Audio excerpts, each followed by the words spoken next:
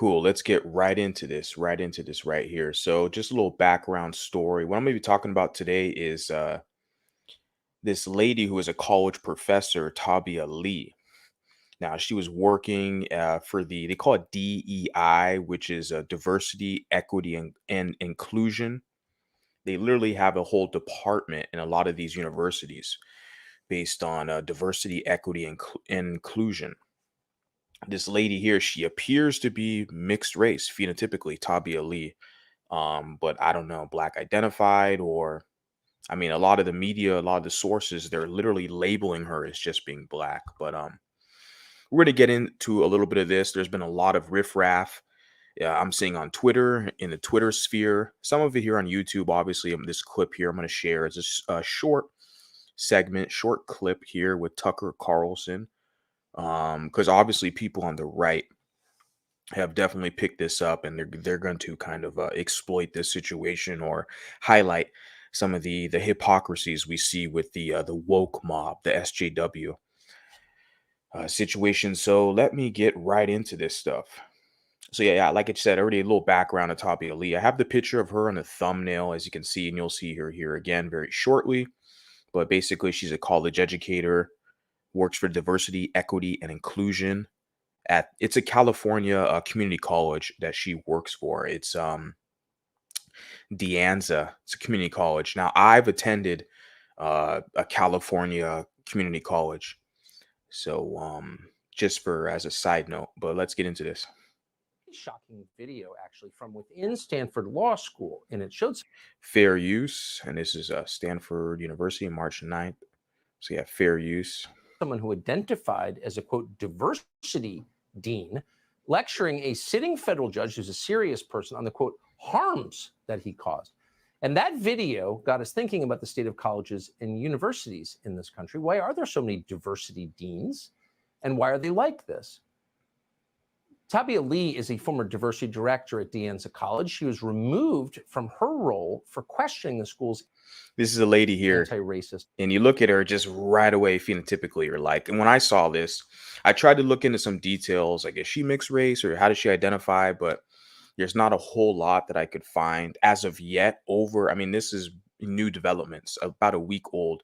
So I'm pretty sure in the future, there's going to be a hell of a lot more information out there that I can kind of add and include into this discussion. But let me just continue to play this on. Very interesting.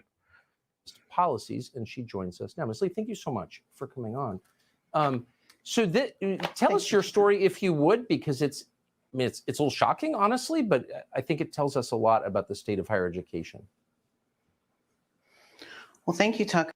Just as a side note, I was having kind of a conversation behind the scenes with, one of the kind of members, you could say, or somebody that I am in contact with, basically trying to lay the kind of groundwork in the framework of what kind of community we want to have and establishing some kind of parameters, right? Developing a culture. We don't want the ghetto savage culture to be associated with us, meaning mulattoes. So to break away from that, we want to establish what you could say, like establish some type of formality to it. Essentially, people who embrace education, who embrace, going to college, getting a formal education, not necessarily through the traditional college system as well, but even just on the internet or reading books at the library, asking questions, being an apprentice, having a mentor. So we embrace that. People who are knowledge seekers, right? Not just, bums who just, smoke blunts, play Xbox all day, watching, scrolling through social media.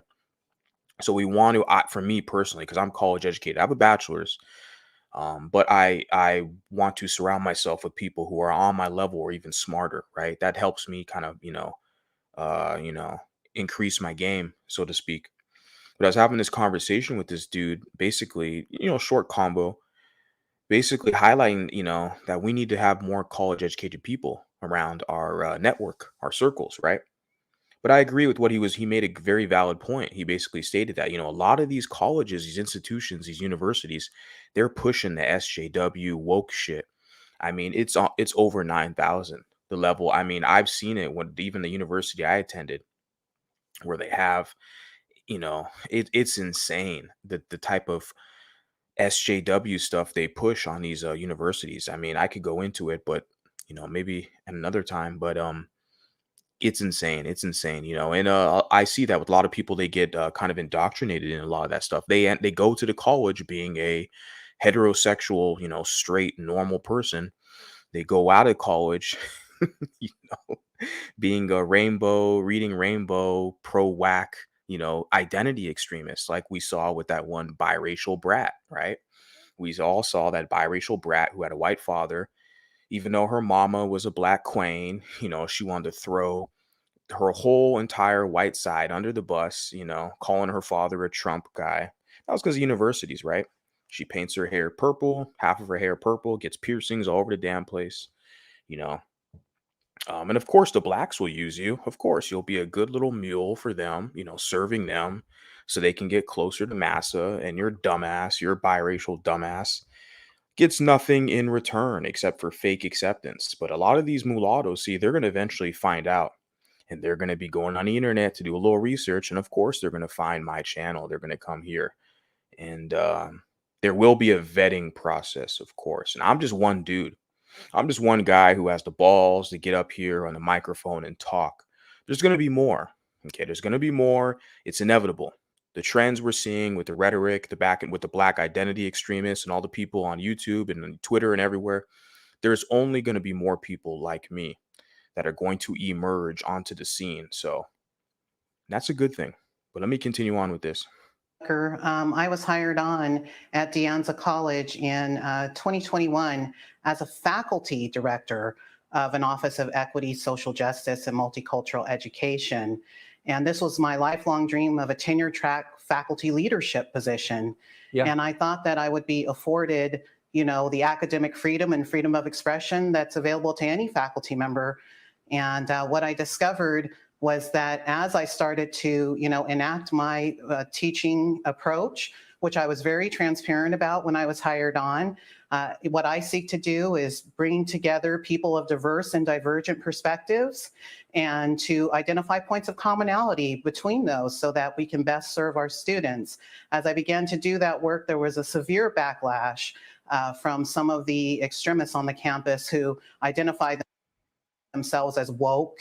And It's ambiguous language. Like you say, extremists who identify themselves as woke. But can we highlight exactly who are you talking about? Who are these woke extremists that you're highlighting? I kind of have a picture in my head because whenever I hear the word woke, right, we know it kind of became popularized the last, few years, but then we hear like extremists as well. Who are these woke extremists, right? Could it be, do I want to say that at the moment? I think there's going to be a little more clues that are going to be, revealed that will kind of let us know exactly who these woke extremists.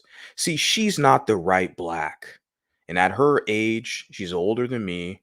I'm a millennial. She's figuring that out now. Before she could get her tenure, before she can get her, 10-year, locked in position at her or her college, community college in California State.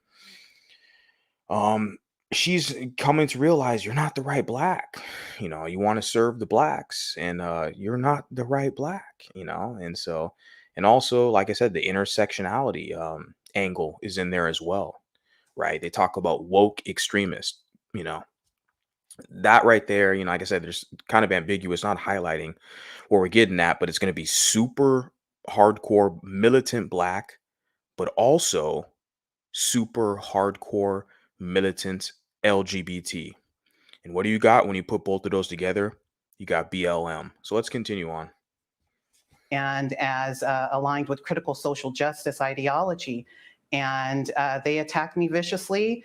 They subverted my tenure review process to do so. And it saddens me as someone who benefited from California community colleges as, foundational to my scholarship. Yeah, I don't know. It's interesting to me because like I said, I went to a California community college. Nothing but good things to say. I had a really great experience. I wouldn't choose any. I mean, it worked out for me. You know, I went to the California Community College and I transferred, went to a university, got my bachelor's. The whole process, it took a while for me. I wasn't born kind of in, my mother is a master's, my father is a military veteran.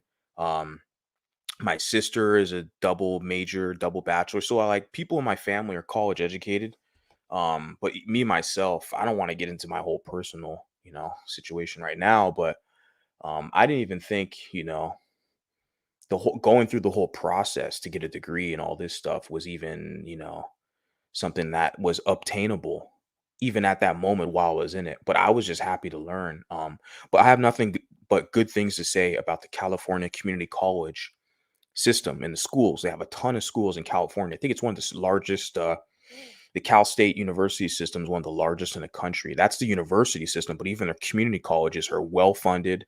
They have a ton of resources and it's well established. So, and the thing about California is most of this college system is so structured and established, you can essentially get a free education in their system if you just by being a resident, even being a non-resident, or what's a code word, illegal, you could actually get free college education in California. But let me continue on.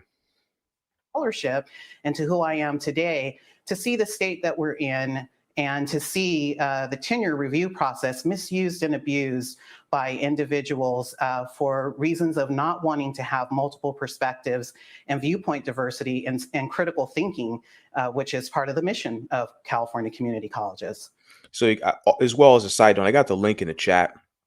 Any of you cloud watchers who haven't even put a comment in or hit the like button, you're welcome to hit the link. But yeah, it depends on who you are, though. I think I got a couple people I don't really want to entertain. But I think I probably got some good people just kind of in the clouds. You want to stay there and just chill, that's fine. Hit the like button if you can. But for anybody who does want to jump on, I got the link there. So hit the link and, what's up? I can't think of anything more virtuous than bringing people with different beliefs together to find something that they have in common. I mean, it's what the country really needs, of course. But I have the feeling that the divergent viewpoints part of your mission was the offensive part. Yes, unfortunately, as I did my needs assessment conversations, multiple people did tell me that there was some issues with viewpoint diversity and, certain groups, small groups, but vocal groups of people being really reticent. She's kind of dancing around the issue. Like when I watch these clips, I'm like, well, why don't you highlight the groups? She says extremists, she says woke, she says small groups, but very vocal. What groups? Can you identify? I mean, that's what I'm trying to see here. I have an idea, of the groups they're talking about, but don't want to really speculate too much. I just wish she'd be kind of, more blunt about specifically the groups, right, that are challenging her and that they don't want her to get tenure because she's clearly looks like a mixed race woman. And they're used terms. I'm looking on Twitter, some of the resources. I'm going to share that in another clip. I'm going to go more into this. They're saying whitesplaining. Now, who would say that? Who would use that term about her, whitesplaining? Because a lot of the black queers, they're saying that she's not as black identified as they want her to be, right? She's being too inclusive to white people, right? So they're punishing her for that by basically, they, got her fired and denied her tenure at the college, Very interesting development. So this is good information for me, good news for me to report on because it essentially adds, fuel for our plight. Because the issue is we have a lot of these coon lottos, SJW, biracials who want to just serve blacks and be, begging them for acceptance, right? And they're, basically they're communita. It's not a community, and you got a lot of these biracials who want to serve them. And then, I'm telling you, I said this from the start, she's not the right black, and they're letting her know, hey, you're not the right one. Let's continue on with this. To engage with divergent or diverse perspectives. And as I began to do my work, Diverse perspectives, though. Interesting. Who would have an issue with that, though? Like I said, I'm looking at some of the terminology. There's some articles that people already wrote about this. They use the term white splaining. You guys heard of mansplaining, right? You've heard of mansplaining and you've heard of white splain. Like, why don't we start saying black splaining? What we typically hear is babble. Like prison babble or pro whack babble. What I personally use. A lot of people don't like it, but I don't give a fuck. You're going to continue to hear it from me. And but the whole white splaining, right? I mean, at the university level, when blacks are the minority on every university in America, especially California, where blacks are super minority, they have black colleges, right? For sure. But a lot of the blacks don't even want to go to those ones. They want to go with the white ones, neck closer to their massa, right? So it's very interesting. It's very interesting. The white splaining. Who the hell would use that type of verbiage, right? But she doesn't specify. She's still dancing around the issue. Maybe they can give her position back. I don't know. Individuals were seated on my tenure review committee, and they began to attack my work for doing exactly that. I'm someone who I talk about teacher ideology and practice, and what I'm really trying to do through that work is get teachers to become more conscious about the ideologies that they express, embody, and enact in their teaching. And that is something that I do. I don't work from. And you guys see this right here on the screen. It says white splaining. Fired equity director accused. And you look at her, she clearly looks phenotypically like a mixed race woman. Like she's not purely monoracial. She's not a darky. Okay. She clearly looks like she has admixture or some European background, right? Something of something else. Spanish, which essentially is European, right? I don't know her whole racial configuration, but clearly when I first saw this story and her face popped up on the screen, I was like, oh yeah, she looks like she's mixed race. How she identifies, that's, up to her. But the white splaining, they're saying she's white splaining. Interesting. Interesting. Let's check this out. A singular ideological perspective or even promote any particular ideological perspective. What I'm doing is bringing adult learners diverse opinions and viewpoints, and also letting them know there's many ways to do this work, not just one. And for not towing the line of absolute fidelity to a critical social justice ideology, I was made a pariah. My work was undermined. My leadership was undermined by key senior leaders and faculty members there. And they literally obstructed me from doing my work. And I was subjected to censorship and profanity in the tenure review process. And it was just something that was really hard to see because, as educators, there's a certain level.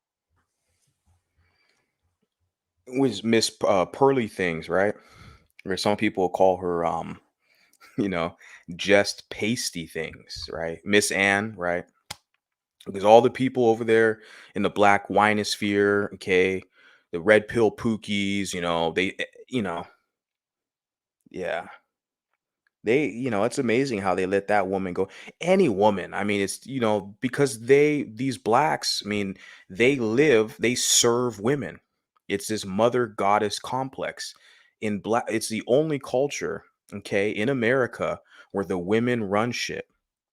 Single moms, baby mamas, hood rats or whatever. I'm not saying all are hood rats, but over 70+% out of wedlock birth rate.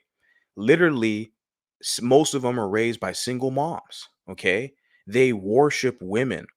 And the men, okay, the black men, manosphere, specifically black manosphere or the black winosphere, and even all these pookies, these hip hop rappers and all this shit, they value their value system, their manhood is based on how many women they can have sex with. Okay. So literally the female worship, and you look at the pro wax, the pro blacks, it's all the goddess worship, Dr. Umar and all the rest of the pro wax. They've already publicly claimed that, the black woman is God. It's all goddess worship. They worship females. And you wonder why they're at the bottom compared to all these other races of men, where it's the men who lead. The man is the God, right? All the other cultures on the planet, except for them. They serve the women and they wonder why their ass is underneath everyone else, right?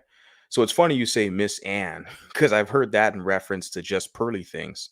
Because the Black Manosphere, you got people like Obsidian, who's the OG in the Black Manosphere, but he's given praise to just pearly things, you know, or some people say just pasty things. He's given praise to her, um, and just to spite Black women, pretty much is what it looks like to me.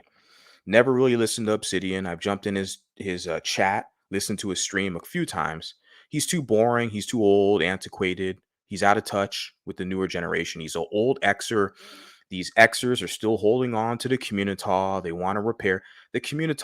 Have fun. My whole position is I tell mulattoes, look, if you want to serve, go be a baby mama, go be a broke loser, go be a virtue signaler, have fun.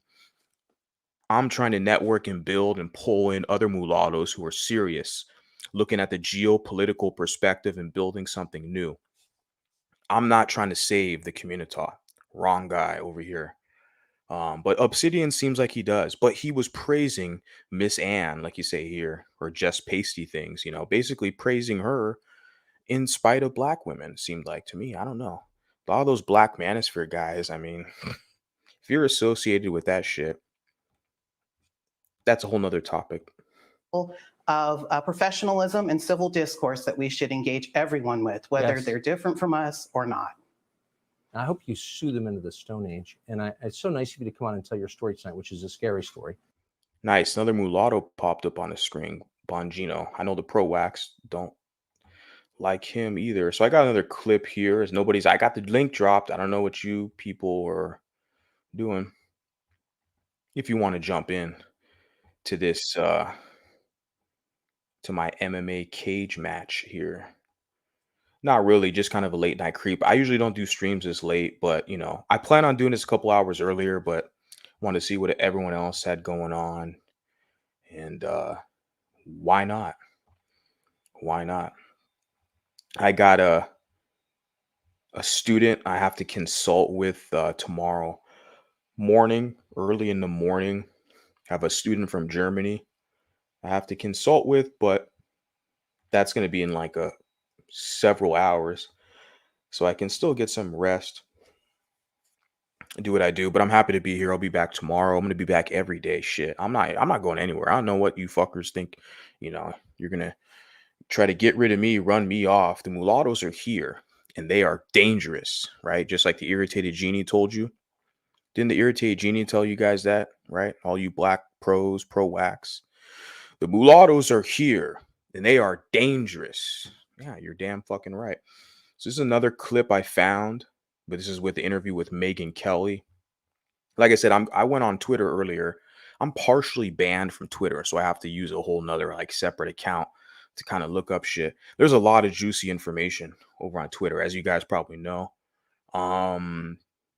But they censor the fuck out of people, especially even on YouTube. TikTok, they're probably gonna end up banning TikTok, but all these social media, apps, man, they censor the shit out of you, to be honest with you. And they let certain people get away with stuff. They let the pro wax run their mouth. And then, they let all the other people, alphabet soup people, run their mouth and everyone else. But normal dude like me, normal mulatto man, normal American mulatto man, all of a sudden, people want to get all uppity and try to challenge the vanguard. So yeah, there's a lot of information over there on Twitter with this lady, Tabia Lee. And I'm going to end up pulling some of that stuff up, but I'm going to make a separate video of that. Let me get into this, guys.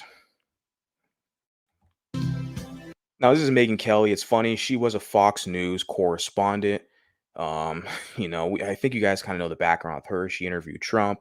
She kind of had a back and forth with Trump. And then she ended up working for MSNBC or something like that. I forgot the network, which is like a more liberal network. But they ended up kicking her ass off that network because she was defending blackface. It just, it's funny because, like I said, the pro wax, they can run their mouth and talk about you.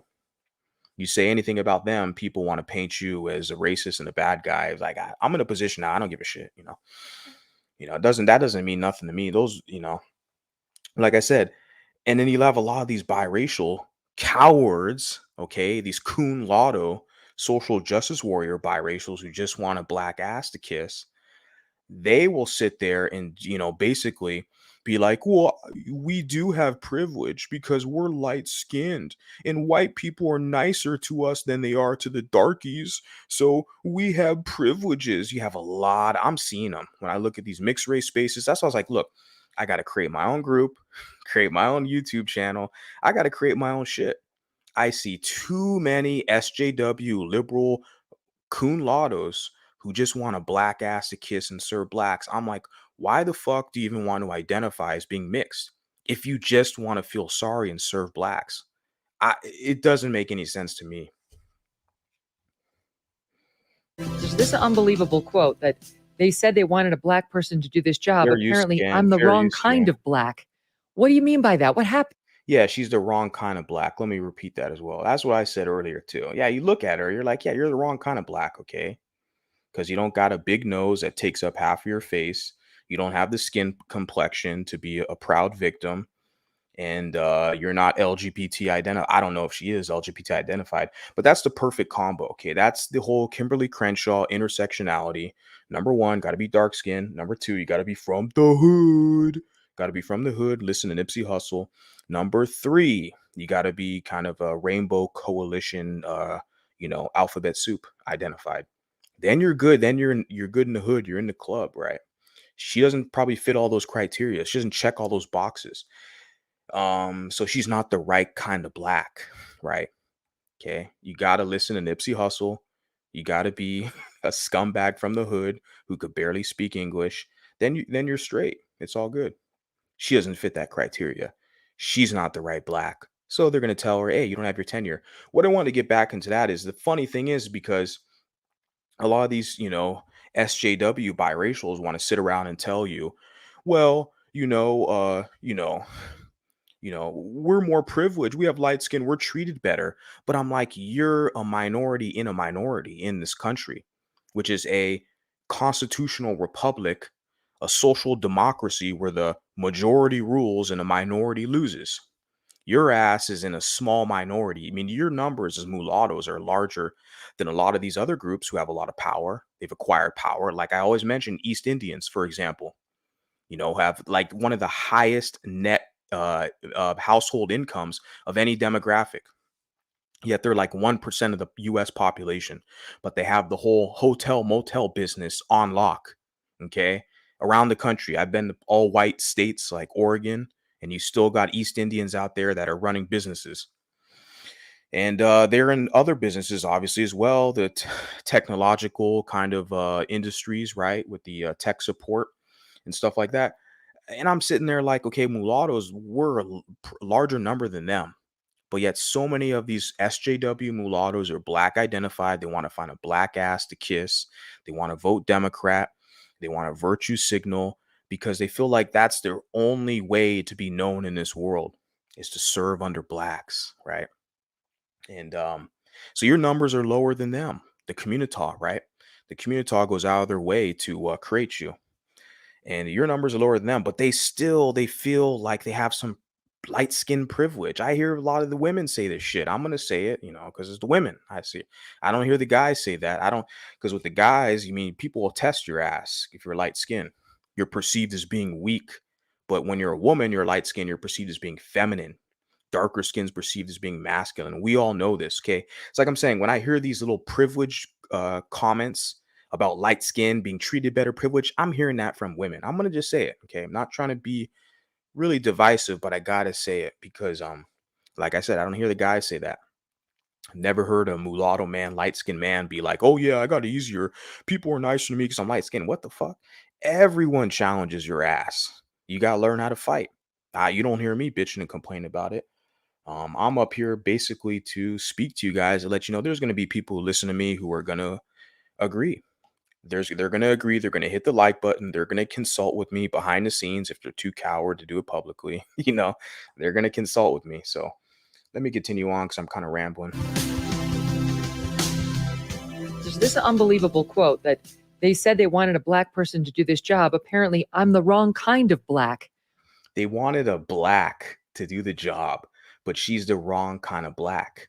ma'am. And she's got the purple hair. Like I said, some of the boxes are checked. She's not dark.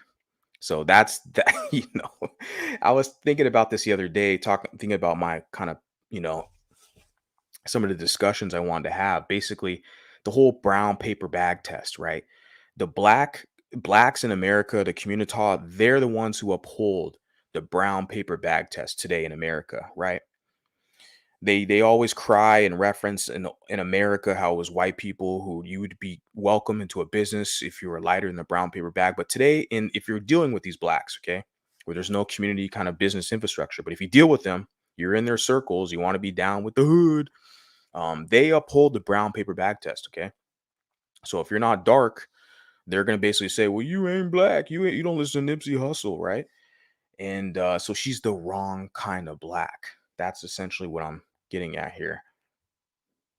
And so that box is not checked, right? She's got the purple hair and the other stuff, whatever. I don't know this woman. But yeah. What do you mean by that? What happened?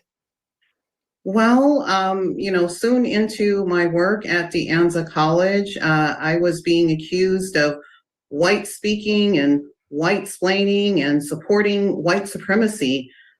White speaking and white splaining when she literally looks like she's 50% white, just from my general observation, right? It's funny because the same people who probably are mad at her, the BLM people, they have white partners. You guys notice that, right? Even your famous pro wax, they got white partners like Tariq Fraud Sheed, right?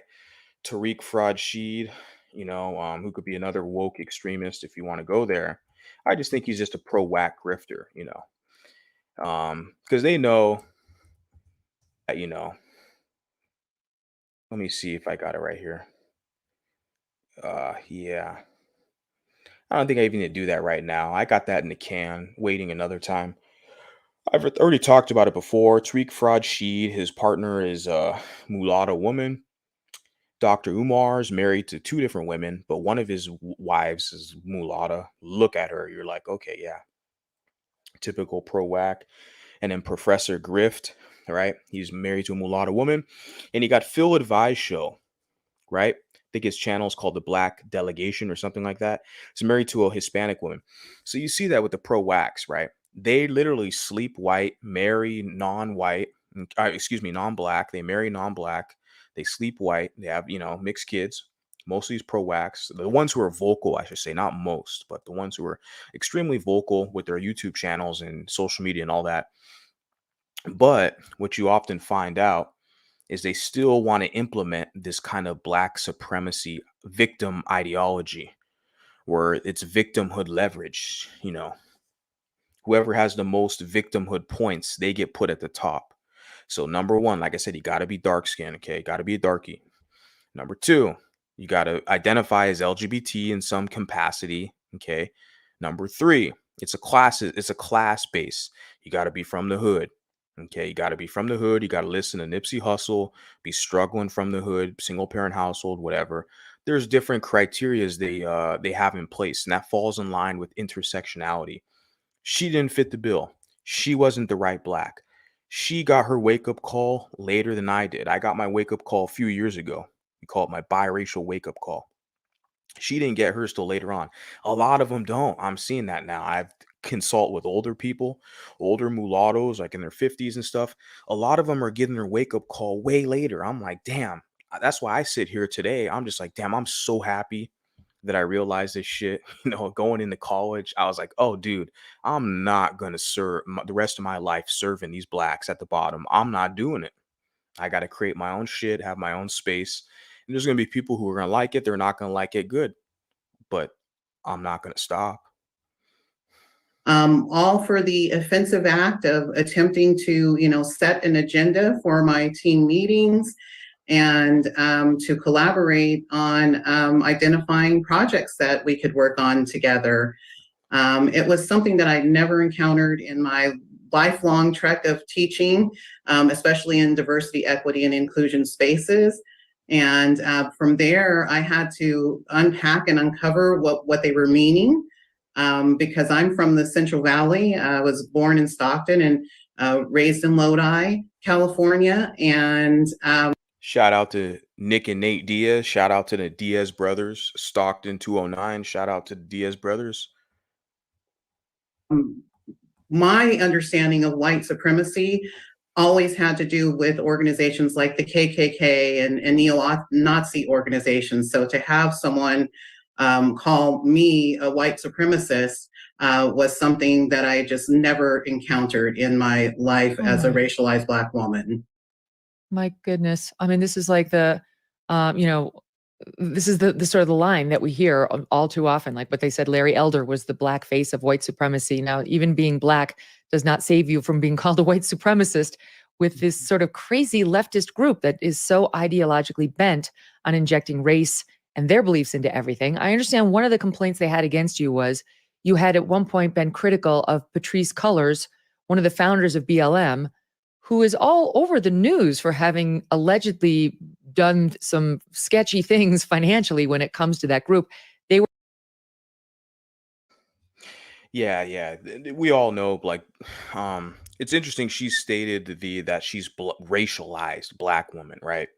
From her environment up there in the Northern California area, which is a Stockton area. Yeah, so she said she's a racialized Black woman. And then, of course, Megyn Kelly mentioned the BLM leaders. Let's get a little bit into that, right? Because I'm saying this intersectionality, there's a pyramid, right? And these mulattoes, she appears to be phenotypically mulatto. It's quite obvious, right? Looking at her. They get put into this subordinate position, right? To serve darker skinned Blacks and to, especially if they're female and if they're queer, they get put in this position to serve them, to make sure they're good. They're going to, their whole identity is based off serving these darker skinned Blacks. I'm not like, joking. That's literally what it is when I see a lot of these people. And I'm looking at her. What do you get out of it in the end of the day? Because me as a man, like I said, I figured this out, a few years ago. I realized, 2019 is when I have my epiphany moment, my biracial wake up call, navigating some of these spaces online and stuff, and even in person in public in Los Angeles, navigating some of these places. I'm like, wait a second. I'm going to sit here and be down for the community fighting white supremacy, where all these dark skins are going to be, playing Xbox and chasing light skinned women. Yeah, I mean, I figured it out, it didn't take me too long, but I am kind of embarrassed that I fell for it. But I'm seeing someone like her who's older than me, and I kind of feel sorry for a lot of these mulattoes that are older and like, man, your whole life's work has been serving these Blacks, and then now they're just literally spitting in your face, slapping you in the face. And it's like a lot of them kind of just accept it because that's been their whole life work. They can't course correct. They can't change their direction and readjust their position and realize, look, I got to do something else now. I'm in a young age where I have so many opportunities ahead of me. And I'm looking at someone, I don't know how deep she was into it, but there's a bunch of other mulattoes that I see that are, it's pretty sad, and they're connected with the university structure, the university system, with academia.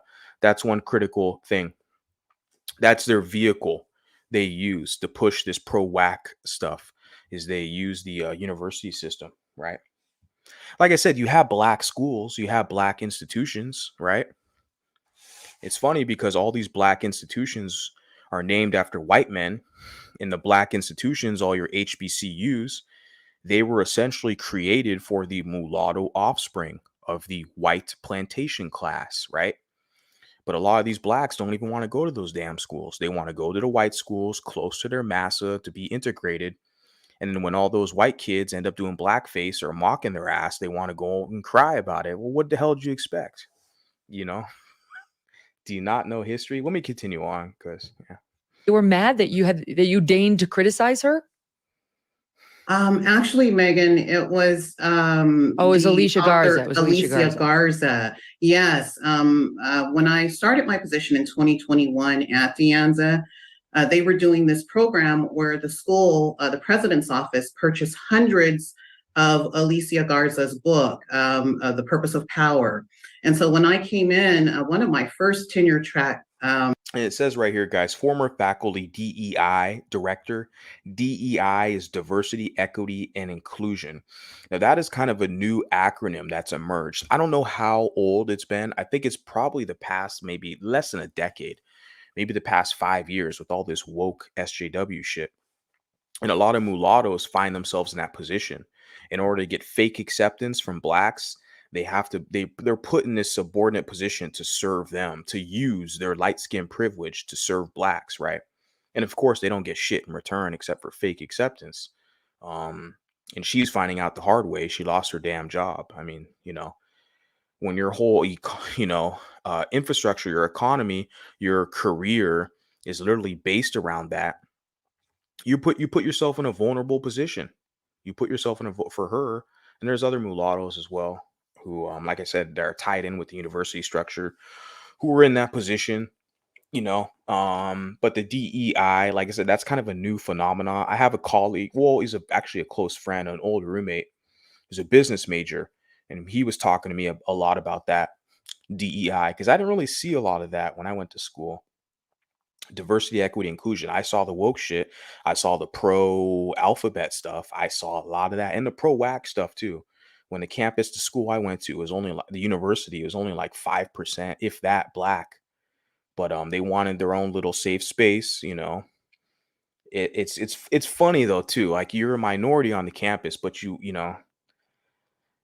I want to go there? Yeah, because if there was a white space anywhere, that the same people that with their black space, they'd whine and cry, right? When you literally have black schools. Like I got accepted to go to Howard, but I chose a school in Southern California because the weather's better, man. I toured Howard, I liked it, and I was like, yeah, it's good. Yeah.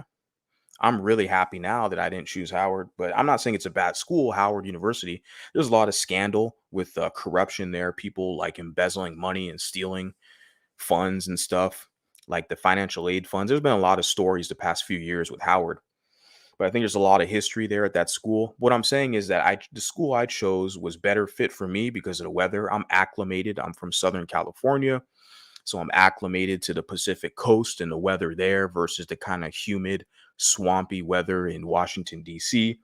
But nevertheless, I've toured Howard. It's a pretty nice campus. I like the vibe there. So what the hell was I saying? I don't fucking know. The whole thing is that there's options for black people to be around their own.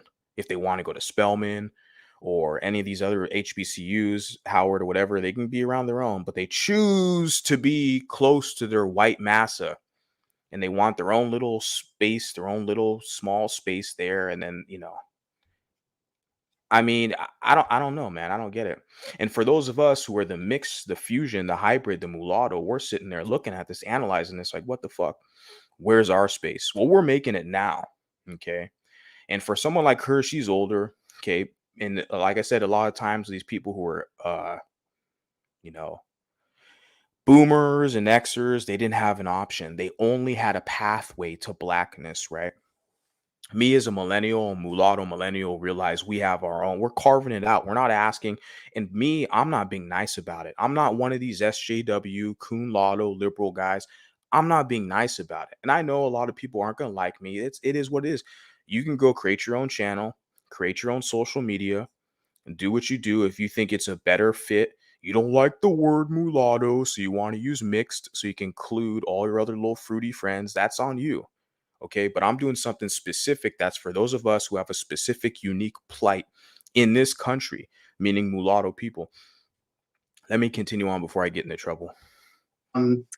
Assignments was to, in very short order, organize. She's got all the tattoos, right? So she's a good struggle queen. Got the piercing, got the nasal piercing, okay? Got the tattoos, and she's got the complexion for protection in the SJW social justice warrior community, right? Versus the other woman that we had on the screen, Tabia Lee, she's light skinned and she's mixed, ambiguous presenting. She doesn't have the complexion for protection. Okay, that's one of the major grievances we see now. right? Is mulatto people are waking up to the realization, understanding you don't have protection amongst a lot of these savages. You think you're going to go out here and you're just going to fight white supremacy and the police, they don't like you and all these other races don't like you. A lot of people who look like her, they don't like your ass either. I'm not here trying to scare you. You guys have your lived experiences. You guys know. A lot of you are just too coward and pussy to admit it. I'm one of the ones who will get up here on a microphone and publicly say, yes, a lot of people who have her phenotype, the men and women, pose a threat to you as well. Okay.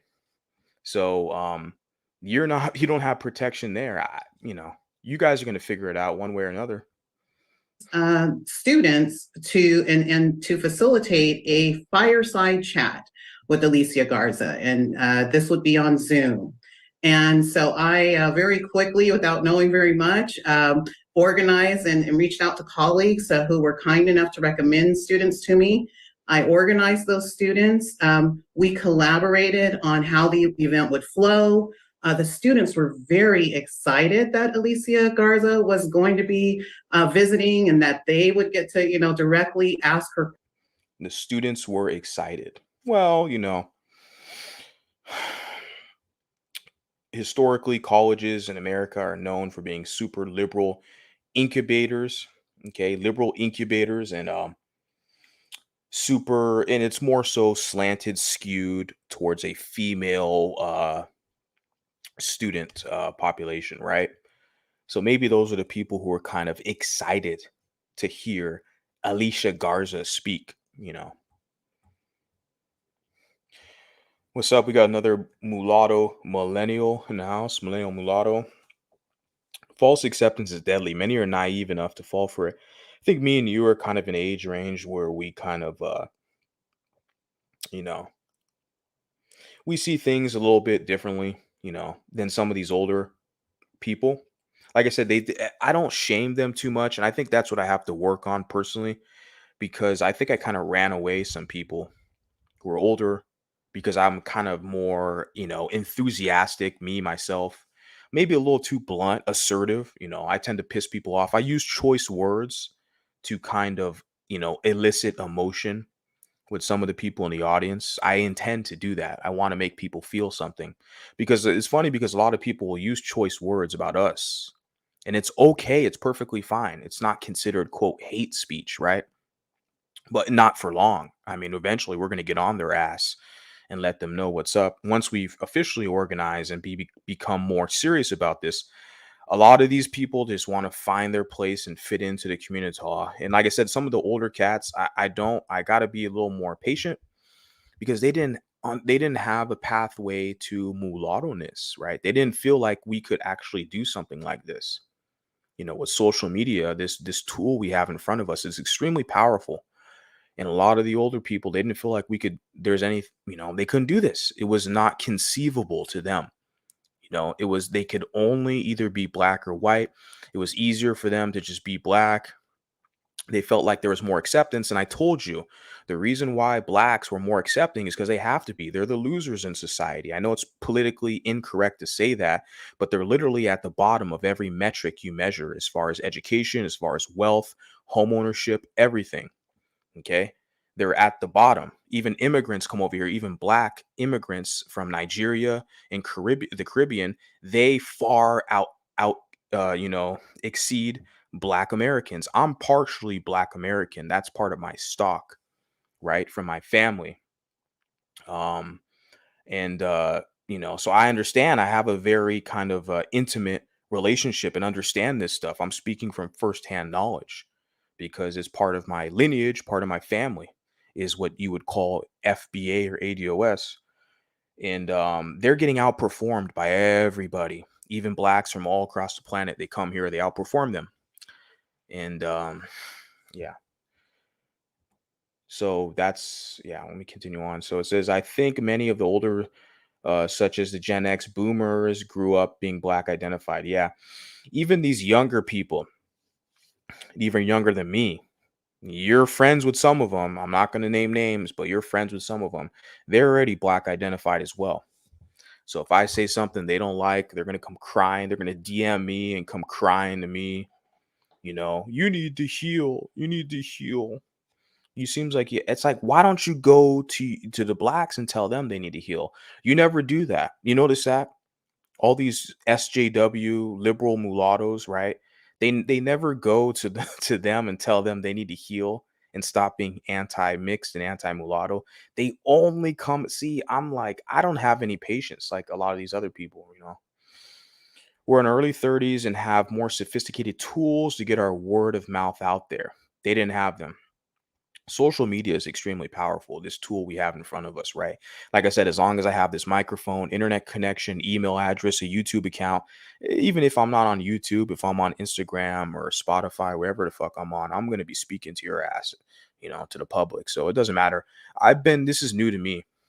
Okay. I've been doing this for about 8 months now, and I'm only going to get better, better, and better, and better, and better. My skills are only going to drastically increase over time. I'm new to this. Honestly, I'm still a spring chicken, not even a year deep into this. And there's so much information to uncover. The whole point is to reach people, let them know they have another option.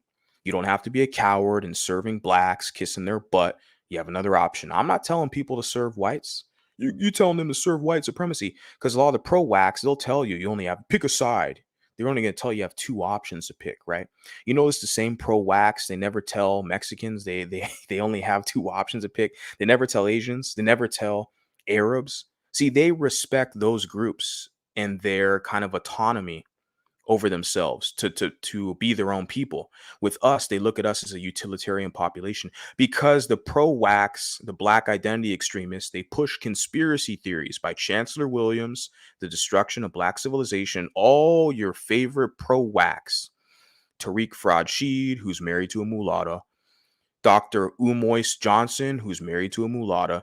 They all push Chancellor Williams, the destruction of black civilization. They push the conspiracy theories, basically stating that mulatto people are here to serve white supremacy. I tell mulattoes, look, you have another option here. Get away from the foolishness. If you want to be a punk and be used by the savages, have a good day. I tell them, look, you have another option here.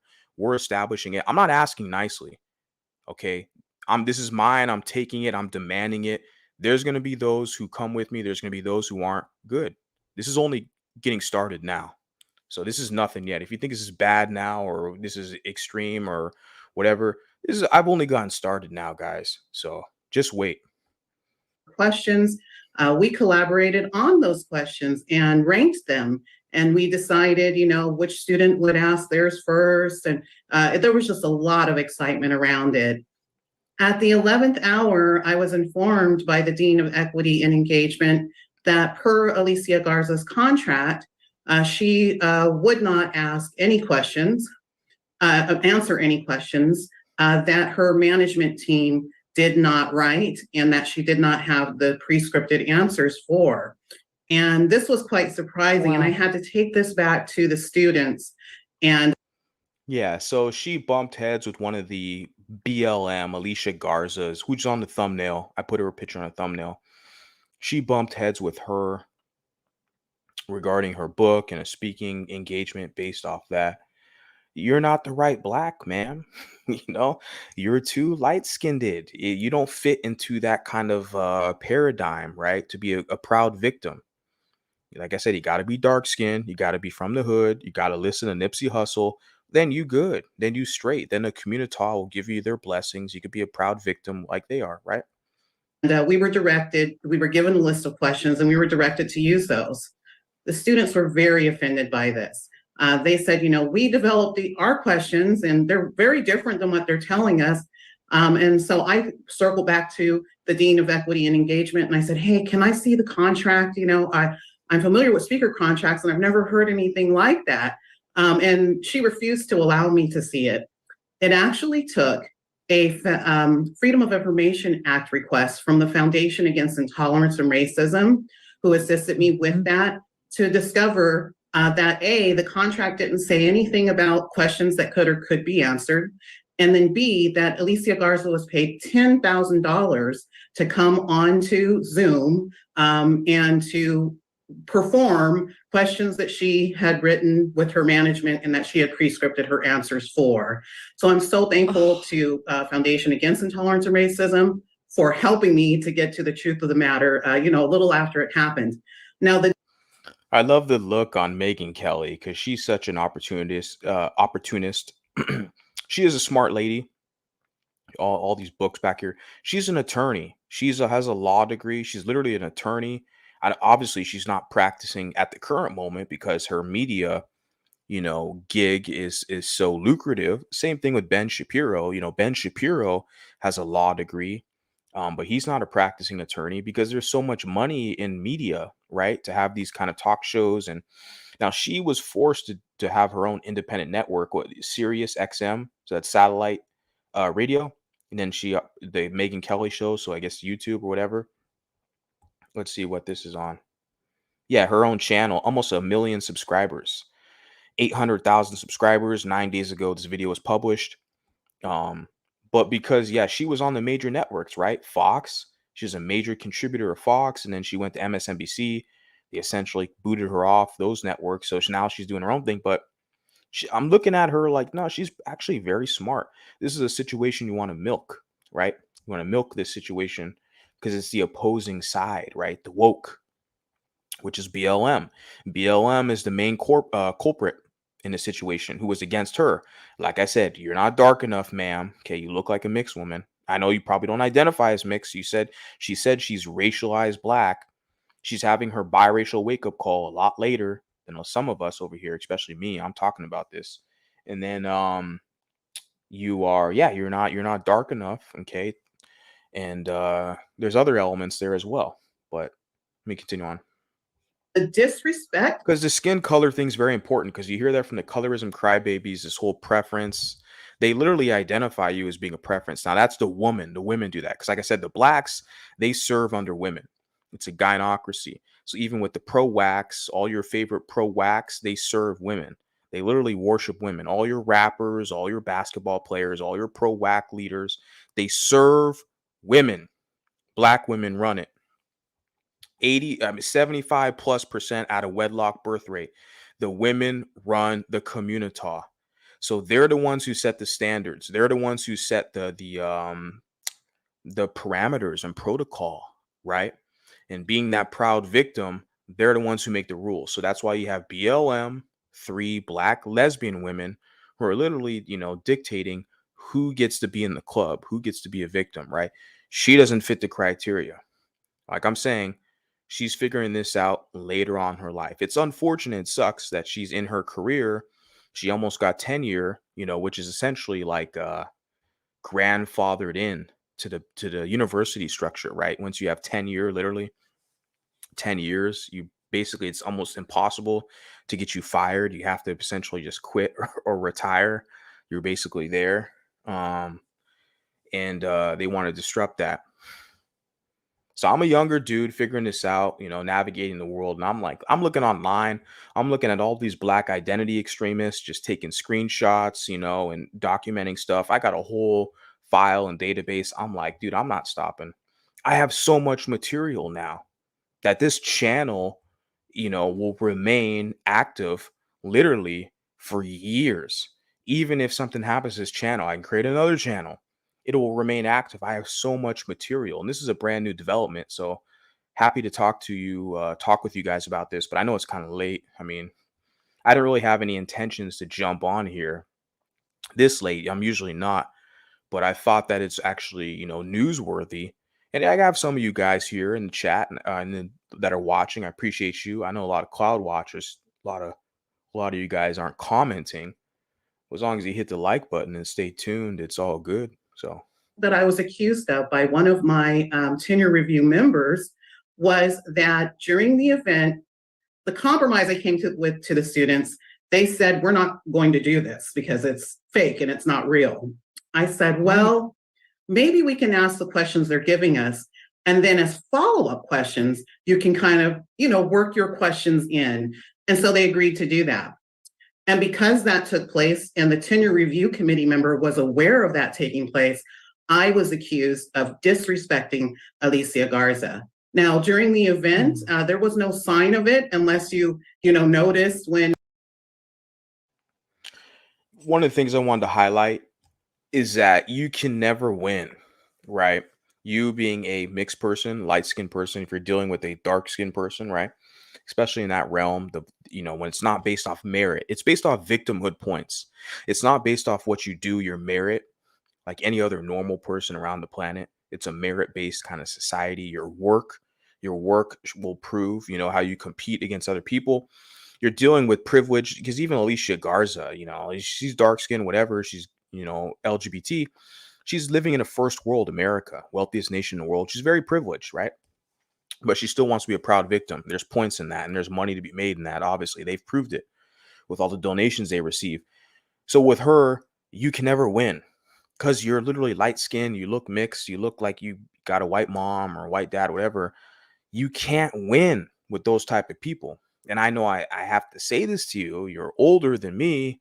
It doesn't sound right, but it's like the younger people who are coming behind me, these Z's and stuff, they're going to listen to this. I know they are.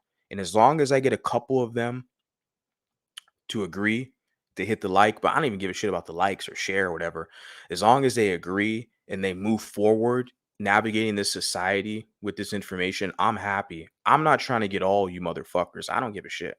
I know a lot of you are going to go right back kissing black ass, being punked around by these blacks. I know. You're proud to do that. That's your position, being the mule. That's fine. As long as I get a few of you, a couple of you who listen to me, who are like, you're right. I'm not going to be punked around. I want my own thing. I have an identity. Mulatto is the identity. That makes me happy. So let me continue on. Alicia Garza, when it did. So the whole position is I started this channel not for these older cats, who are talking about their jobs and all that. My whole position, I already knew when I started this channel, uploading videos. I'm in my early 30s. I already knew, look, people a decade younger than me, they need to hear this. They're going to realize, look, there's a pathway being carved out for me. I don't have to serve the community, right? There's a pathway being carved out for them. Our designation was omitted from the United States Census in the 1930s, right? We've already talked about the Brown Fellowship Society. We've had mulatto institutions, okay? We've already had a mulatto identity from the 1790s, from before this nation was even a country established, all the way up into the 1930s, which isn't even 100 years ago. We've had a group and identity.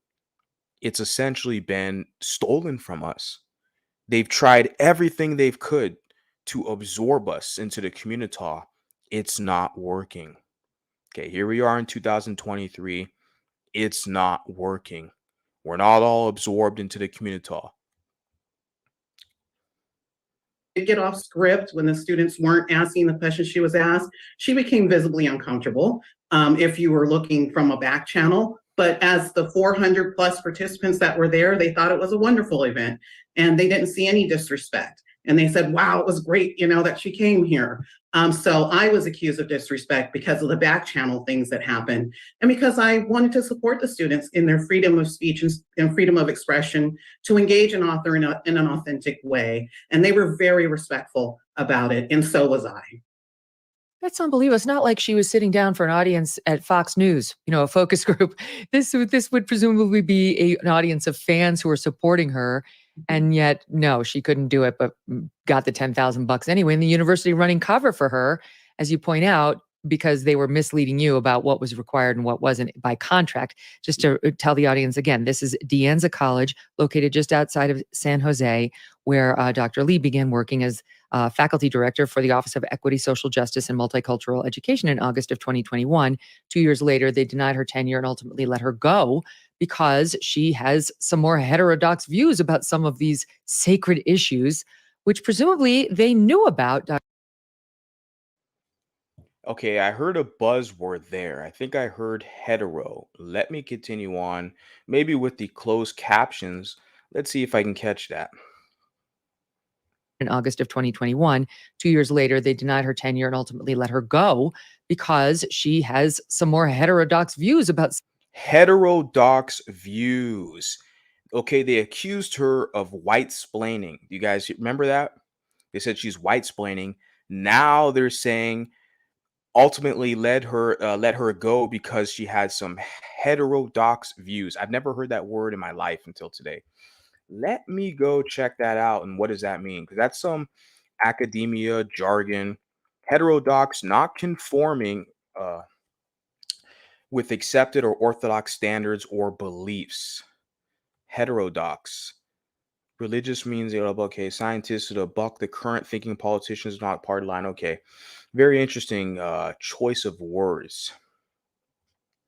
Now, the heterodox views, does that possibly be the SJW queer theory phenomena that they push, right? The intersectionality kind of paradigm.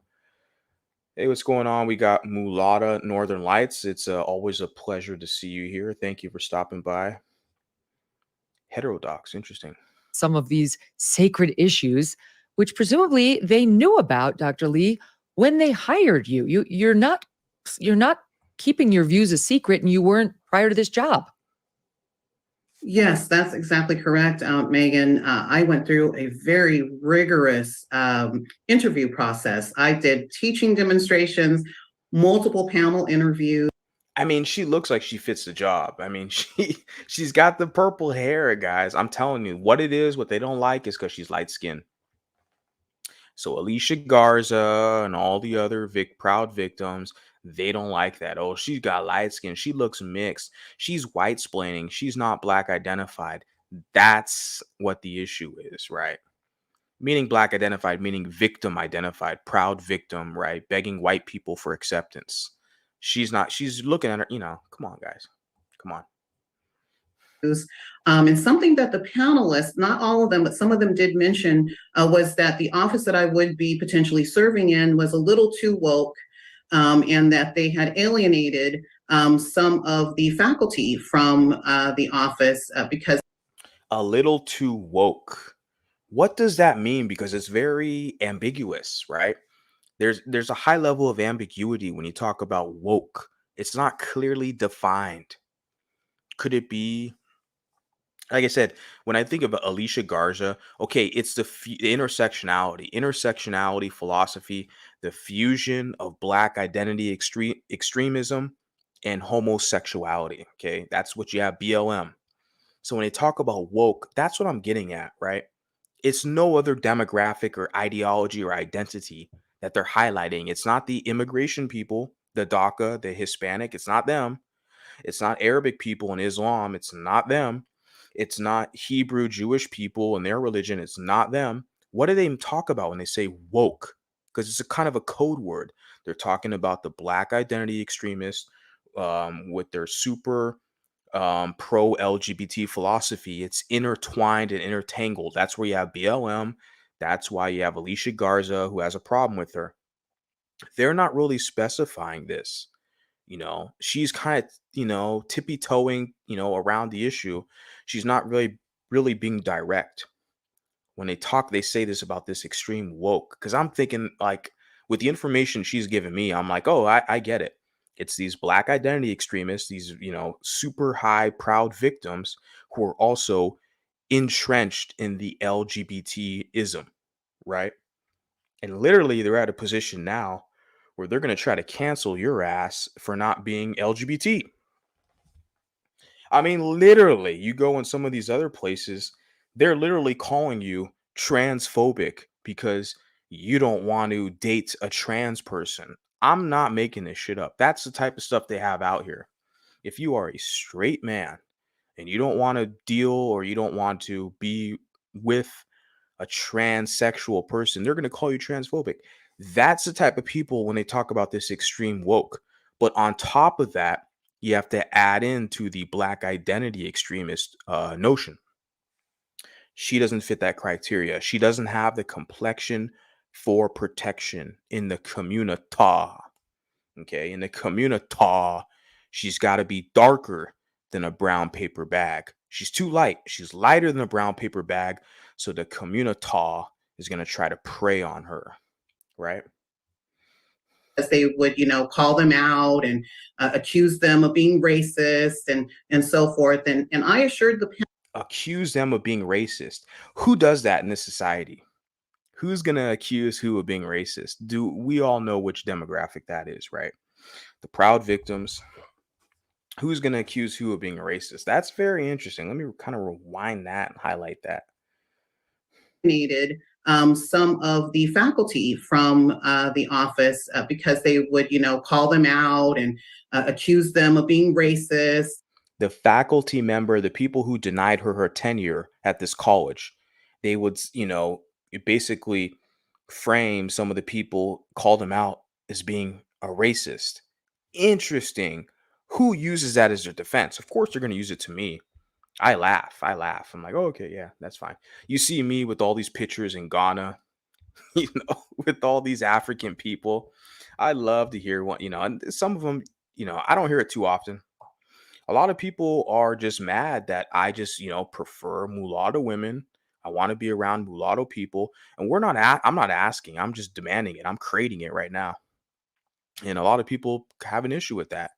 Um, but the whole racist thing is funny, it's laughable around because I want to hear more of it, to be honest. I want to hear more people challenge me on that because I'd love to debate your ass and literally intellectually, you know, just destroy you. And I have the StreamYards link in the chat if you want to jump up on the panel. But I don't get any takers. I get a lot of troll accounts with their stupid little comments, pretty much pro wax with their dumb comments, troll accounts, of course, too coward to run on up. But I'd love to hear somebody with an opposing view who wants to challenge me on this. So the link has been it's pinned to the chat, and I do this quite often. But of course, none of you cowards ever want to run on up. And so forth. And I assured the panel that, I did not identify as woke. And that what I do through my work is I try to create spaces where people, whether they're woke or not, or, something else, whoever they are, if they're in the space, in the learning community, that their perspective is able to be heard. And that even amongst these diverse and divergent viewpoints, we could identify points of commonality in order to best serve our students. Yeah, it's very tricky because you're in an environment where it's the whole victimhood leverage, right? The more victimhood points you have, the higher your status is, right? And that's the tricky thing here. Man, if you're a dude and you're going to college, university, if you're not going for STEM or B STEM, they put a B there for business, science, technology, engineering, and math. I mean, they're pretty much liberal shitholes. I mean, I took my discipline was in the humanities. I went to a school, university that's high ranked in the country for the field that I practiced in, and I'm professionally still working in.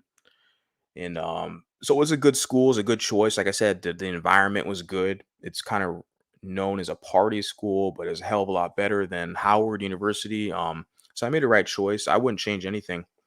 Debt free, zero debt, paid for. But if for a dude, when I'm looking at this stuff now, man, I'm in my early 30s. Like, I don't know, man. These universities, bro. I mean, it's not like it was. I hear about from the 70s or 80s or whatever. Like, it's yeah, there's too much liberal weak shit there for men. Men, you need to be around other masculine men and testosterone. The thing is good about me, the school I went to, when I went to the community college, I signed up for wrestling. I took wrestling classes there too. I was still doing jujitsu, because I got a lot of fucking testosterone. So I mean, I was doing wrestling there at the community college I went to in California. Then also I go to the dojo, do jujitsu there and shit like that. And then when the university, when I transferred to the university I went to, I signed up. They had a elective, right? Elective course. I took jujitsu there too. I was like, shit. Outside of my traditional dojo, they had jujitsu classes at the university campus. I was like, I gotta balance it out. For someone like me, I have to balance it out because I can't just sit there with all these people, man, and hear this shit. And it's like I have to compete in another way. There's different ways for me to compete. I'm not the most intellectual guy. I'm not the most masculine guy. But I do like to look at myself as someone who likes to create balance, and how I function. And yeah, like I'm saying, for a younger dude now, I'm in my early 30s, younger than me, going to these universities, I don't know, man. Like, fuck. I mean, I think it's good. You're going to learn a lot. There's information you can get. You can access a lot of that information within the public domain, go to your public library, get a library card, and also the internet, YouTube. But if you're not doing STEM, B STEM, I don't know, man. Because you're going to see a lot of the pink hair, purple haired. I've seen a bunch of, chicks, they chop off half their damn hair and the other half is like blue. It's weird shit. And they got piercings and hairy armpits and hairy legs. Fucking weirdos, man. Running around college campus, whatever, man. That's amazing. And they selected me, based on that very transparent, understanding of my teaching approach and of how I approach things. Yeah, until they actually saw it and said, "Whoa, what are we doing?" And of course, if you get any complaints as an administrator in today's day and age, they bow almost immediately. They bend and they break. That one of the issues, as I understand it, was you were asking for definitions of terms like anti-racism. What do we really mean by that? And your refusal to use terms such as Latinx, and this was a new one to me, Philippinx, Latinx. Yeah, and you know what? I want to get in on that. So Latinx, and then Filipinx, because they're Spanish, right? And I had a gentleman here. I haven't seen him comment in a while. He's in my Discord, but the gentleman also brought to my attention, I believe it was the Spanish Academy, the Spanish Naval Academy, where they developed the kind of, I don't know what you want to say, the linguistic parameters of the Spanish language and the words and terms that are used and how it pertains to mulatto. Because in Kentucky, the state of Kentucky here in the United States, they tried to pass that whole Latinx stuff and they basically banned it. They banned Latinx from the statewide and federal, or the statewide, actually, Kentucky state government forms, where you have to either pick Latino or Latina. They're using the X there in the Spanish language, the X, for this binary kind of, I don't know how to phrase it, guys. It's kind of late for me, but they're trying to make it basically where it's non-binary, right? We're in the Spanish language where there's kind of a sex component, right? With a Latina, which is female, Latino, which is male. Same thing with Filipinos. Filipina, the female, Filipino, the males. And guess what? Mulatto, mulatta is a Spanish word. Its etymology is from Spain. Same thing here. They're going to make it to where it's, there's people who, mulatto is the male, me, mulatta, the female. So it's going to turn around back to us once we establish our mulatto designation, these same people are going to run to us telling us we got to call ourselves mulat X. It's not happening with me. As long as I have internet connection, they can try to cancel my ass or whatever, ban me my account. I'll create another account. I'll be on other platforms. It doesn't matter. Look, they're going to try it. Okay. They have a lot of power now. They're very organized and they're very stern in their position. They don't get as much pushback as they should, and I'm here. I'm basically like, look, we're going to carve a space out for ourselves. Okay. You can try all the pro-wax, all the BLM, the black identity extremists, all the woke people, LGBT, and all these people in those groups. They can try, but I'm still going to be here in any capacity that I can. But like I said, they're trying that with the whole X component.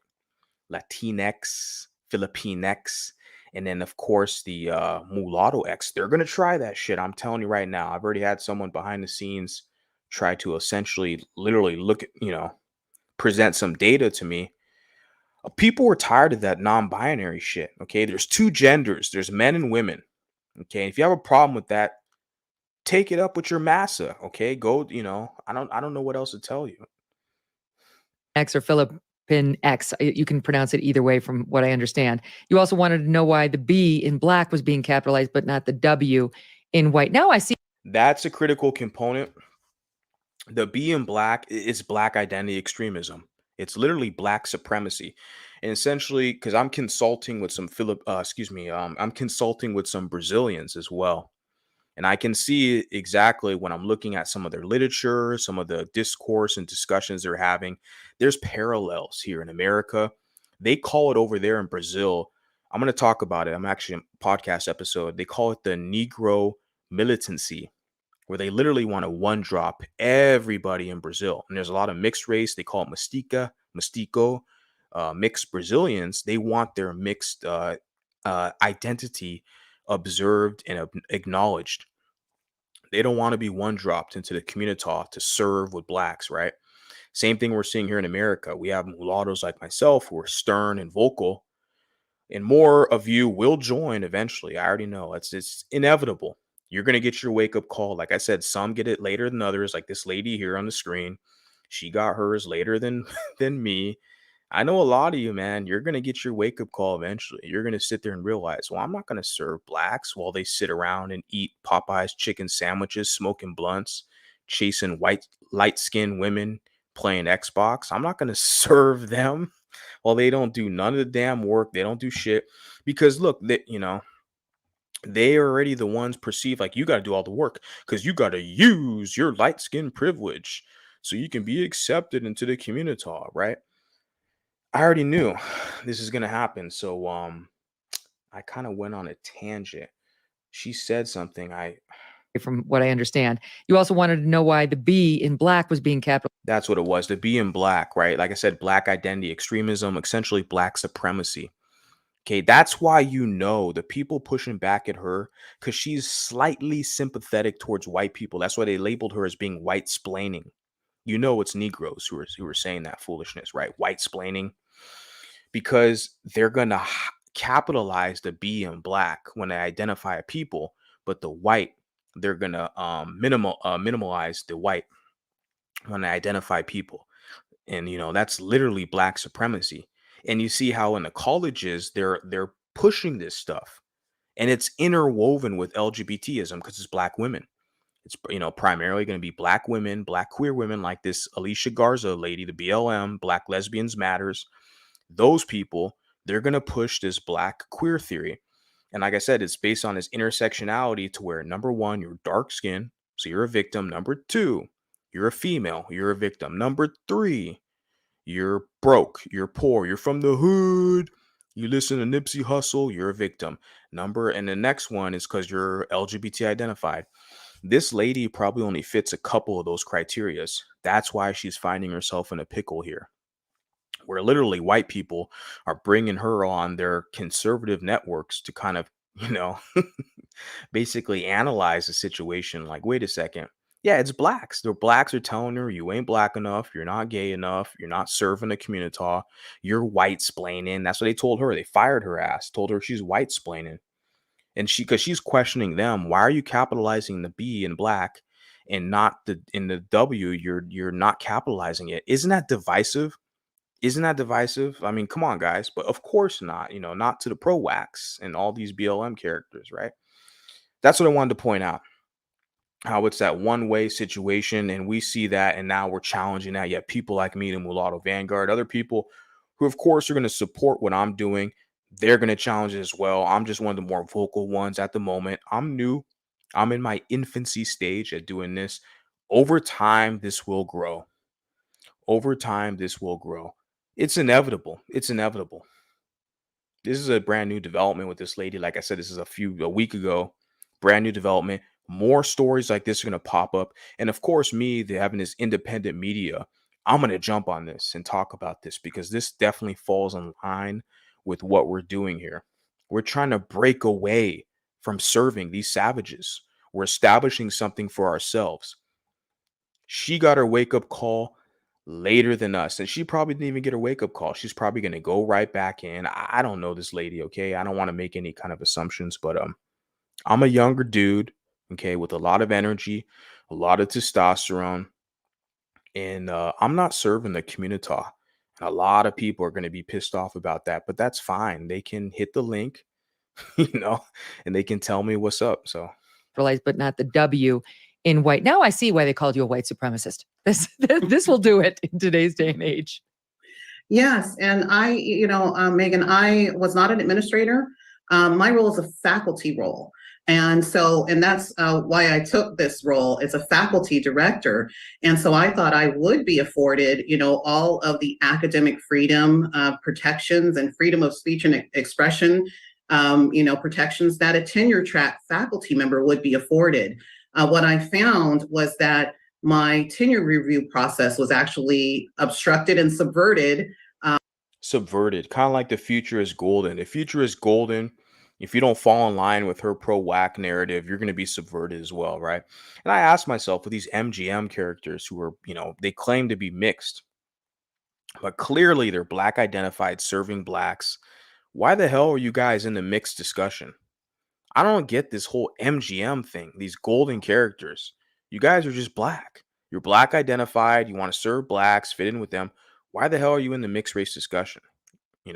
Doesn't make any sense at all. For me, it doesn't make sense, but I guess to them, I don't know what the hell they're going on. This lady doesn't have the complexion for protection to fit into the community, okay? I'm going to say it for the umpteenth time, okay? She's too light skinned. She looks phenotypically mixed, okay? Which is very apparent. You go to Africa, like I've been to Ghana. She goes to Ghana or Kenya, doesn't matter. They're going to literally look at her and say, "You're a white woman." you know, it's only these community people here in America because they want to use your ass so they can get closer to their white massa. They need you. They need you so they can get closer to their white massa. That's a comfortable position. They're comfortable being at the bottom. The bottom is a place they are comfortable at and familiar with, but they need you to kind of cement their position there so they can just sit on you and step on you to get there closer to massa. They want that position. Eventually, a lot of you people are going to figure it out. I already figured it out. Okay. So, oh, you seem like you're hurt. You need to heal. I had some biracial fucking coward ass SJW liberal, you know, because she's so pro black female, you know. I had somebody message me that shit. I had a stream a while ago basically telling me that you need to heal. You seem like you have a lot of animosity. I'm like, you know, and she's pro black woman. Good for you. Go serve them. I don't know why you come over to me trying to act all uppity like I give a shit. I don't give a fuck. I'm not pro black man over here. I'm not pro black woman either. This is a mulatto channel. If you don't like it, unsubscribe. Okay, go to the other 1,000 pro fucking whack channels they have out there where they cry about white people all day. I don't do that over here. Okay. By ideological extremists.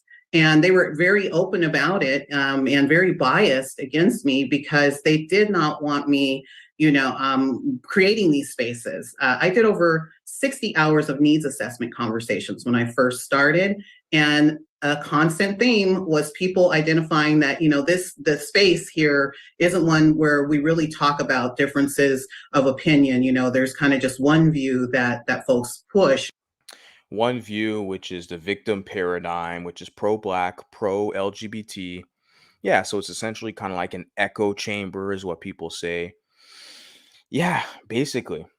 Yeah, basically. And it's like a cult religion, especially tied in with the university structure.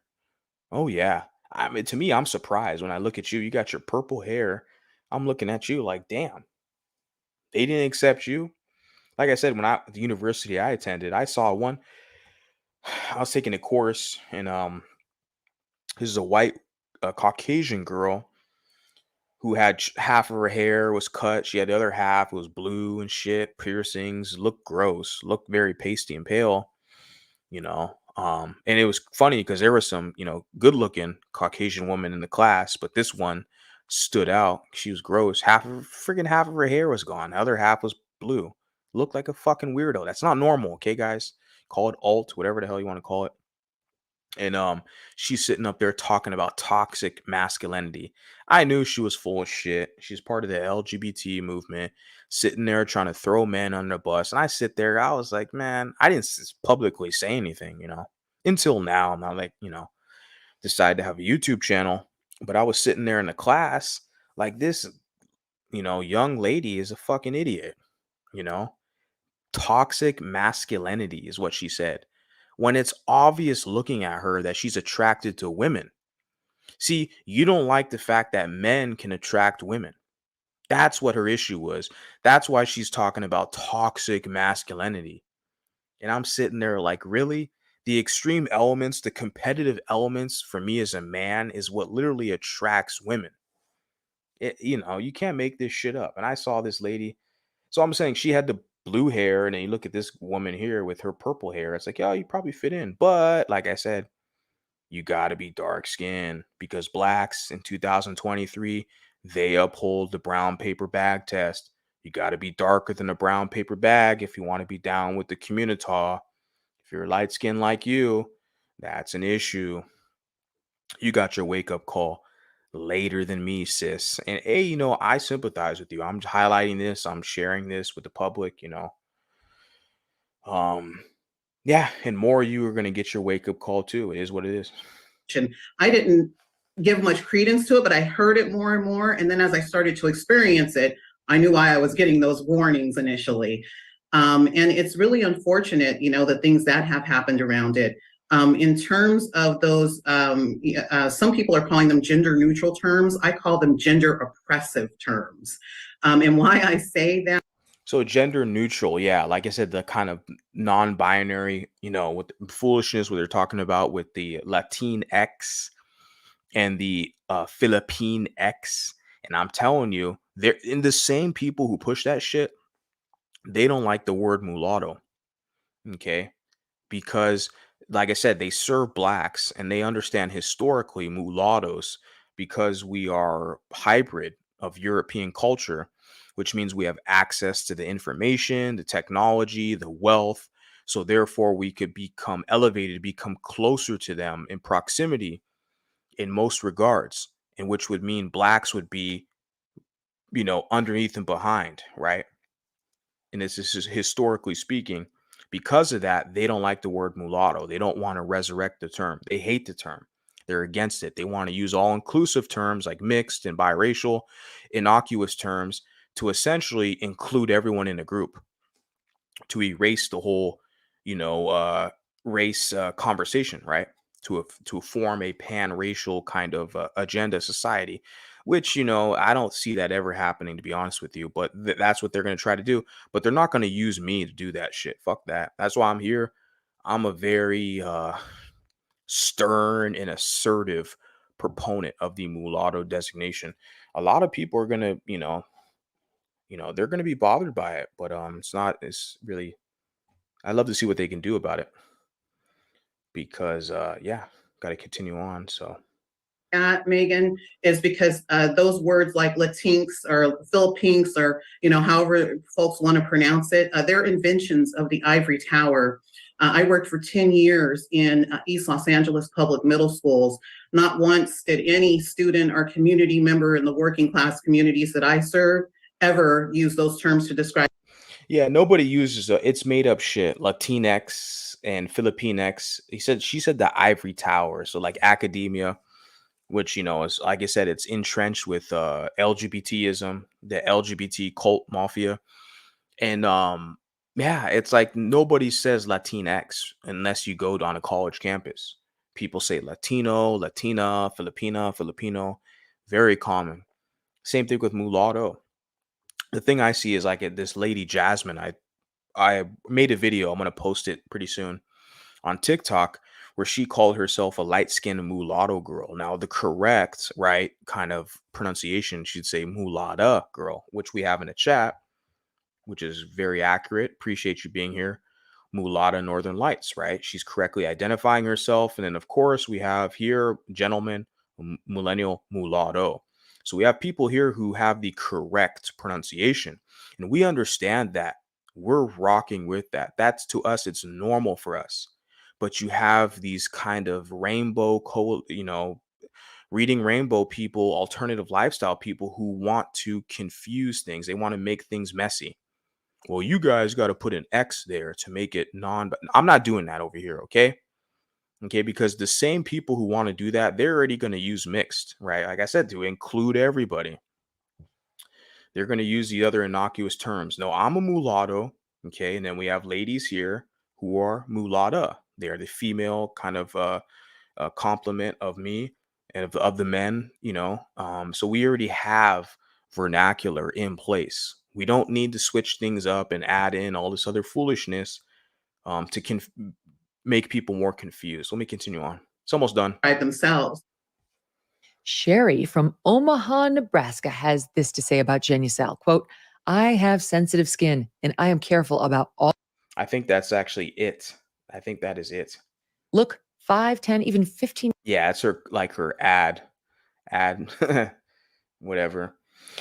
That's all I have for this evening. I know it's a super late stream. I usually don't try to do streams this late. Like I said, in a few hours, I got a tutoring session with a German student, and I definitely want to keep this student. This lady's older than me. And the pleasurable thing about her is, like I said, I've already taught her, and I teach her new words in the English vocabulary, and I've taught her mulatto. I tell her, look, she likes Barack Obama, and I'm telling her, look, Barack Obama's not just black like that. He's got a white mom. He's a mulatto man. And I can share with her the English language and share with her the history of America, because she's paying me, consulting with me, because she wants a lot of people. I have students from around the world. They want to learn American English. So I teach them American English. Okay, it's not British English or, you know, South African English. It's American English. We've had a mulatto designation for over 100 years in this country. Okay, we have mulatto people here. You see them in the chat. They're all over the damn place. A lot of them, they're black identified. They want to kiss black ass and be accepted by blacks. But the whole thing is this isn't going to stop. You know, I'm not going to stop. I'm not going to be silenced. I see a lot of the discourse and, you know, going around in other areas, and it gives me fuel. Continue with what I'm doing, and except especially with that lady Tabia Lee. Like I said, she's an older lady. Now I'm seeing stuff on TikTok, Twitter, with that lady. A lot of discourse, and as it pertains to mixed race people, right? Because there's some people out there who are highlighting the fact, like, man, this CRT, you know, critical race theory, BLM shit is extremely going to be hard for mixed race people. And they got a white parent, and they're in white society in a lot of cases. They got to sit there and cape for blacks, while blacks are throwing them under the bus. I mean, you know, some of these people have their wake up call a hell of a lot later than I have. I'm just happy I had it early, you know, because I feel like I got a lot of time on my hands, and I'm here to educate the public. Like I said, is recreationally, but also professionally. Like the lady I'm going to speak to in a few hours, consult with her, give her some new kind of vocabulary so I can educate the world on the proper designation for mulatto people. And it's a beautiful thing. It's a beautiful thing. I'm learning from you guys, but I'm also sharing information with you guys, right? And this is what this is all about. Super late. I'm going to close things out. But I'm going to be back tomorrow. I'll be back tomorrow. So, yeah, guys, peace.